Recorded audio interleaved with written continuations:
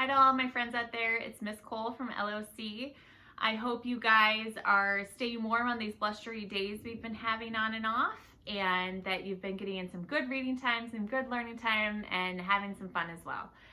So today I am going to be reading chapter 4 from Orson's Lessons in Wealth.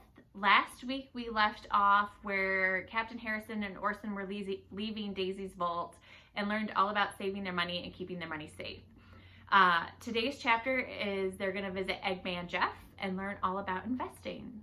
At the end of this video, I will give the answers to last week's questions on chapter 3 and give you an activity that you guys can do at home. Orson's Lessons in Wealth by Carl Woodhouse, illustration by Yoga DC Arista. Chapter 4, Eggman Jeff. The noise from Eggman Jeff's chicken farm grew to a cacophony of squawks as Orson and the captain approached. The smell intensified too. "Phewie, what a pong," Orson said as he leaned on the rickety wooden gate, trying to decide if he was brave enough to enter. Captain Harrison's voice wavered as he fought the urge to cough. "That stink is good, honest chicken poop." "Is that the lesson?" Orson chuckled. "Chicken poop is fertilizer and fertilizer makes things grow. I should plant my money here." Captain Harrison sighed. "Ha ha, very funny. Let's get inside. Jeff is expecting us." They walked through the gate, both giggling away at their own jokes. The short route from the gate to the farmhouse was hazardous. Chicken droppings lay everywhere. Stray birds flapped around, randomly darting to peck at their feet. Jumping about to avoid the chickens and their piles of poop made Orson look like he was mimicking Captain Harrison's jig. The captain found this amusing and began to hum a tune to match the rhythm of Orson's leaps. "No way are you going to sing a song about chicken poop," Orson stuttered in time to his jumps. "You can't possibly know one." "I know many songs, but no, I'm not going to sing a poop song. Perhaps a short poop poem." "Schlurp, schloop. I've trodden in some poop.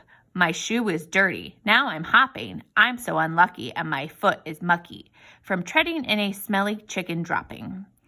"There are 7 more verses if you'd like," Captain Harrison laughed. Orson felt queasy and pinched his nose. No, I'm fine, thanks. I'd rather just get inside away from this poop minefield, please." The captain arrived at the farmhouse door, and without knocking, he walked straight in. Orson thought it was strange they did not wait for someone to invite them in. As he stepped through the curved door, he saw a sign above it. It read, "Eggman Jeff's Farm," and the captain's logo was painted in the corner. Orson was relieved to find the farmhouse quieter inside than out, and the smell was now bearable. He followed the captain lead and wiped his feet at the egg-shaped doormat. Looking around the room, he realized how Eggman Jeff had earned his name. Eggs were everywhere. Egg paintings, egg ornaments, egg cups, egg-shaped plates and bowls. Egg-patterned paper covered the walls. Eggs were carved in the wooden tables and chairs in every nook and cranny. There were all manner of egg-themed trinkets. At the back of the room, Eggman Jeff was counting crates of real chicken eggs and recording the details in a notebook. Each crate had the words, "Eggman Jeff's Quality Eggs," on the side. The captain's logo had been stamped in red ink next to the words. Eggman Jeff was lofty, a half head taller than the captain. He was so tall it was difficult for him to stand up straight without his hair brushing the farmhouse ceiling. An occasional bird-like squawk escaped him as he bashed against the low beams. Eggman Jeff was also rather thin. He wore a shabby gray suit, a size too small. In the ill-fitting clothes, he seemed even taller and scrawnier. A wavy blonde quiff and lanky limbs completed his cockerel-like appearance. Orson's eyes were drawn to a big, plump chicken perched roosting on Eggman Jeff's shoulder. As they moved around the room, the chicken stayed in place, wobbling and flapping to keep its balance. Captain Harrison strode forward, offering his hand to Jeff. Wonderful to see you. How's business?" Eggman Jeff clasped the captain's hands with both of his. "Excellent. Thanks, Harry," he said. Orson raised an eyebrow at the pun and the nickname. "How are you, Logan?" the captain asked, nodding towards the chicken. "Rock!" cried the chicken. "Logan says he's exceptional," said the Eggman Jeff, as in translating for the bird. Orson raised his other eyebrow at the second pun. He could predict how this meeting would progress. "I've brought my new student along for a lesson. Can you spare some time? Are you busy?" "Extremely busy, but would be happy to help." "Walk, walk," went Logan. Orson had no more eyebrows to raise, so he raised his head to look at Eggman Jeff and the chicken. Thanks. Thank you, Logan." He turned to the captain and said under his breath, "That chicken looks like a hen. Why has she got a boy's name? Why didn't you ask her? The captain grinned. Oh, okay. You want me to talk to a bird? Are you joking? Remember the rules. You promise to do anything. Logan can teach you an important lesson. Speak to her. Seriously? Seriously. Okay, here goes. Orson wetted his lips. Unsure how to address the chicken, he considered clucking, but thought it foolish. He settled on directness and blurted out the question, feeling silly the moment he uttered the words. Hi, Logan. Why do you have a boy's name? Surprisingly, Logan answered, cluck, cluck, cluck, cluck. Her parents chose her name before she was hatched, Eggman Jeff translated. Chickens mostly guess the gender of their eggs. Bark, bark, bark, Logan continued. She says strange names are a common problem. Bark, bark, cluck, cluck, bark, bark, bark, bark, bark. She says she has an Uncle Matilda, an Auntie Bruce, and a brother called Wendy. Thanks for clearing that up, Orson smirked. Captain Harrison clapped. Eggman Jeff on the shoulder. Why don't you expand on how you started this business? Of course, Harry. Let me see. It began when I first met Logan. I bought her as a pet, but she turned out to be an incredible egg layer. One of the best. 10 eggs a week. Logan puffed up, wiggled her tail feathers, and gently pecked at Jeff's head.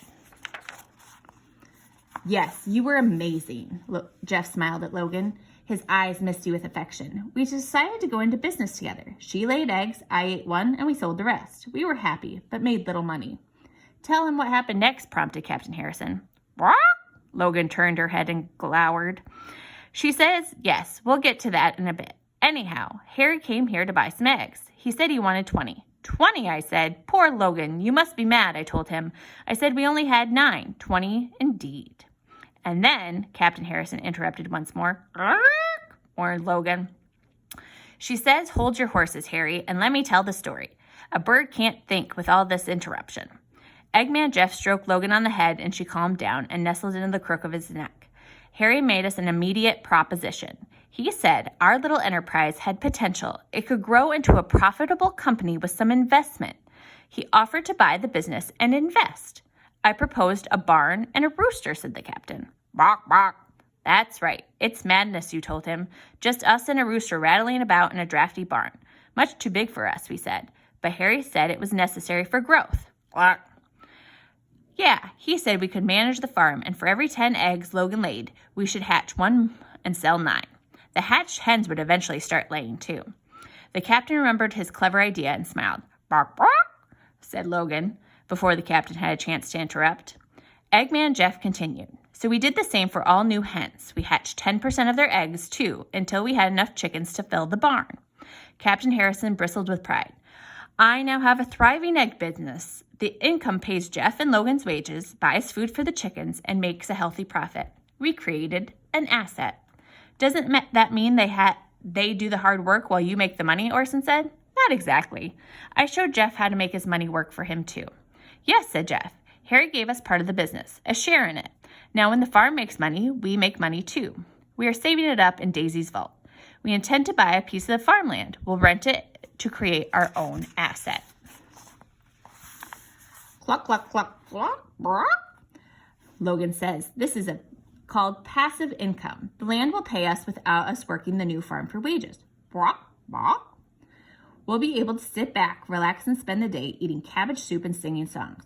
Brock, Logan clucked, warming up her voice. Eggman Jeff began to tap his feet. Logan bobbed her head and fluttered her wings to the same rhythm. In a flurry of feathers, feet, bony elbows, and lanky limbs, they cavorted around the room in a crazed dance. Jeff strutted like a cockerel, and Logan flapped in frenzy. In chorus, they burst into song. If you are earning wages, don't just blow them buying stuff. Assets are the key to getting wealthy, sure enough. Assets earn you money. They will help you get ahead. They will make you passive income. Cluck, cluck, block, block, Logan said. If something costs you money, it's important that you see that it is not an asset, it's a liability.